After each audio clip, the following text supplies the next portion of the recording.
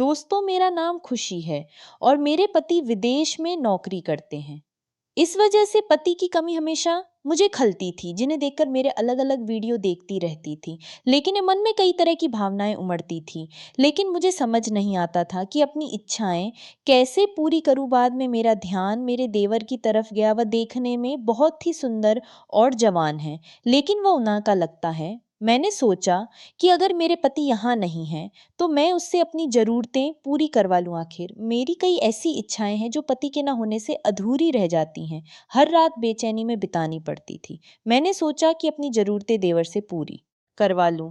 एक दिन मैंने बहुत सुंदर कपड़े पहनकर अपने कमरे में बैठी और बहाना बनाकर देवर को कमरे में बुलाया। मुझे देखकर वो हंसा और बोला, भाभी बताइए, आपको मुझसे कुछ चाहिए क्या? उसकी इस बात ने मुझे झटका दिया, लेकिन खुशी भी हुई, क्योंकि मुझे समझ आया कि मैं कितनी बेवकूफ़ थी। जो उसके मन में क्या चल रखे हैं ये पहचान नहीं सकी। मैंने उस था, ठीक है, दरवाज़ा जल्दी से बंद करो। मेरे इतना कहते ही उसने दरवाज़ा बंद किया और शेर की तरह मेरी तरफ आया। दोस्तों, अगर आपने अभी तक हमारे चैनल को सब्सक्राइब नहीं किया है तो जल्दी से नई नई कहानियां देखते रहें। मेरी शादी को सिर्फ एक ही महीना हुआ था और मेरे पति विदेश जाने की तैयारी में थे। मैंने आंखों से उन्हें रोकने की कोशिश की, लेकिन वह रुकने को तैयार ही नहीं थे।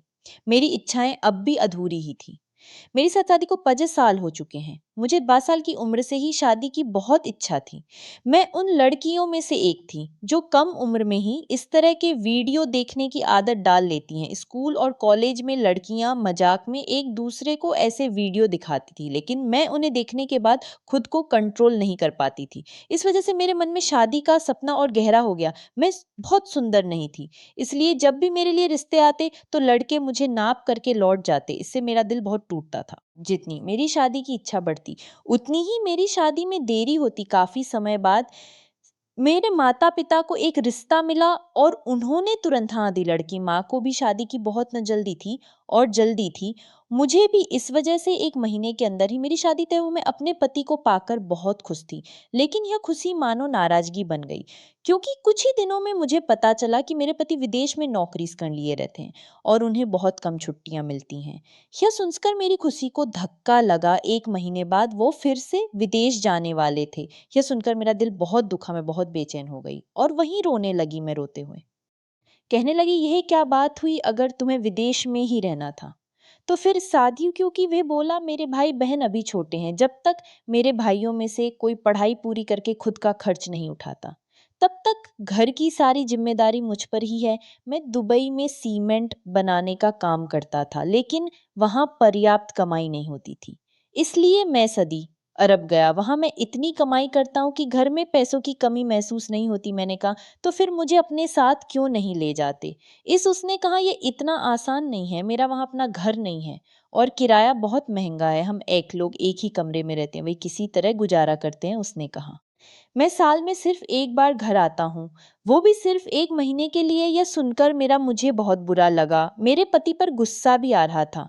मेरी शादी खुशी से हुई थी, लेकिन मैंने जो सपने देखे थे उनमें से कुछ भी सच नहीं हुआ था। फिर भी मैंने खुद को संभाला। मेरे पति की बातों से मैं बहुत दुखी थी।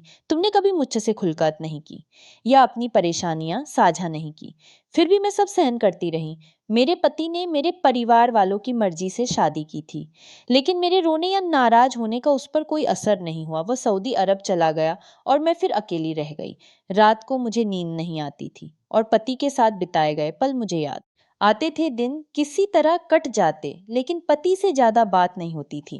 रात में सिर्फ 10 मिनट के लिए वीडियो कॉल होता था और उसमें भी वो घर के बारे में पूछता था। मैं उससे प्यार से बात करने की बहुत कोशिश करती थी, लेकिन उसके पास समय ही नहीं था। सासू माँ थोड़ी बहुत बातें करती थी, लेकिन बाकी का समय मैं घर के काम में बिताती थी। मेरी सास रात को जल्दी सो जाती थी, इसलिए मैं और मेरा देवर ही अकेले रहते थे। हम दोनों साथ में खाना भी खाते थे।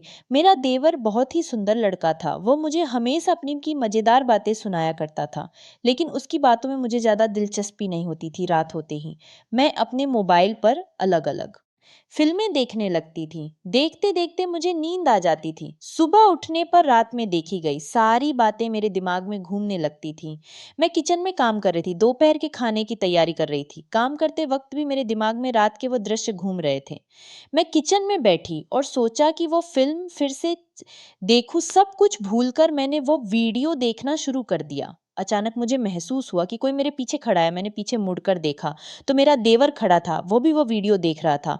उसे देखकर मैं थोड़ी घबरा गई, लेकिन वो हंसते हुए बोला, भाभी खाना तैयार हो गया हो तो जल्दी दे दो। मैंने कहा हाँ, और तुरंत मोबाइल बंद कर रोटियां बनाने लगी। उस पल से मुझे महसूस हुआ कि मेरे देवर के व्यवहार में काफी बदलाव आया है। पहन अब वो रोज ही मेरी कमरे में आने आता था, लेकिन अब वो रोज ही मेरी कमरे में आने लग था। एक दिन उसने कहा, अब से रात का खाना मैं आपकी कमरे में ही खाऊंगा, ठंड बहुत बढ़ गई है।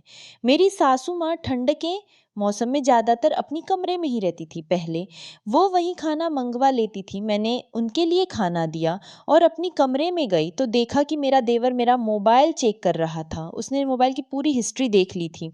मुझे ये देखकर गुस्सा आया और मैंने चिल्लाकर कहा, तुम्हारी हिम्मत कैसे हुई मेरा मोबाइल लेने की। मैंने चाय छोड़कर फटाफट मोबाइल ले लिया और रख दिया चाय पीते हुए। वो पूछने लगा, भाभी आपको किस तरह की फिल्में पसंद है। मैं उलझन में पड़ गई कि जवाब दूं या नहीं। फिर वो खुद ही बोला, मेरे ख्याल से आपको रोमांटिक मूवीज बहुत पसंद है। उसकी इस बात पर मैं शांत रही, लेकिन मेरे मन में कई विचार चल रहे थे। मैंने उससे पलट कर पूछा, तुम्हें क्या देखना पसंद है। उसकी मुस्कान देखकर मैं और ज्यादा असहज हो गई।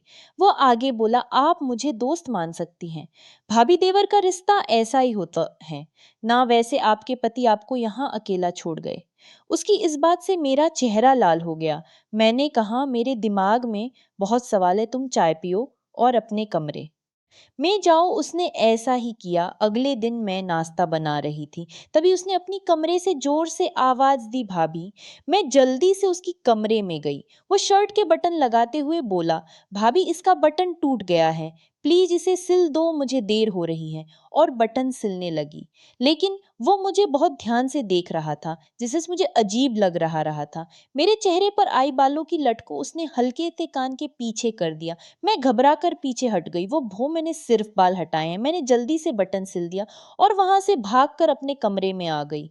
अब मुझे एहसास होने लगा था कि उसकी नीयत बदल रही थी। वो मुझे अलग नजरों से देखने लगा था। रात में सोते समय मुझे ऐसा लगा कि कोई मेरे चेहरे की तरफ देख रहा है। आंख लग चुकी थी, लेकिन अचानक मेरी नींद खुल गई। कमरे में बल्ब की रोशनी बंद थी, हल्का उजाला था। मैं लाइट चालू की और देखा कि खिड़की खुली हुई थी।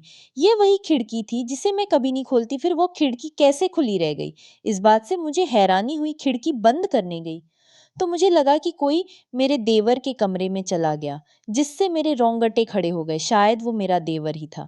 लेकिन मैंने डर के मारे मैं अपनी सासू माँ के कमरे में गई और उनके पास सो गई। लेकिन मैं इतनी जोर से खर्राटे ले रही थी कि वहाँ सोना संभव नहीं था, इसलिए वापस अपनी कमरे में आ गई। सुबह नाश्ते के दौरान मेरा देवर लगातार मेरी तरफ देखकर मुस्कुरा रहा था। उसने पूछा, भाभी आपको भैया की बहुत याद आती होगी। मैंने सिर हिलाकर हामी भरी। तो वो बोला, फिर आपको रात को नींद नहीं आती होगी, तो रातें आप कैसे बिताती हैं। उसकी इस बात से मुझे बहुत गुस्सा आया। मैंने ठंडे स्वर में कहा, तू आजकल बहुत बकवास करने लगा है, इस तरह की बातें मुझसे मत कर। अगली रात फिर मेरी कमरे की खिड़की खुली हुई थी, बाहर देखा तो खिड़की से मेरा देवर झांक रहा था। मुझे बहुत गुस्सा आया। अगले दिन सुबह मैंने उससे पूछा, तू खिड़की से क्यों देख रहा था।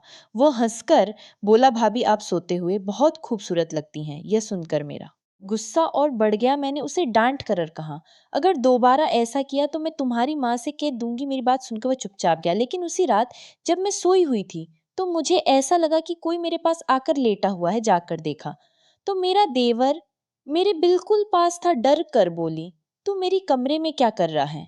वो शांत स्वर में बोला, दरवाजा खुला हुआ था तो ऐसा होना ही था ना, और आपके पति यहाँ नहीं है, इसलिए किसी को कुछ पता भी नहीं चलेगा। मैं अभी बिस्तर से उठ भी नहीं पाई थी कि वो अचानक मेरी तरफ झुका और मेरे मुंह पर हाथ रख दिया।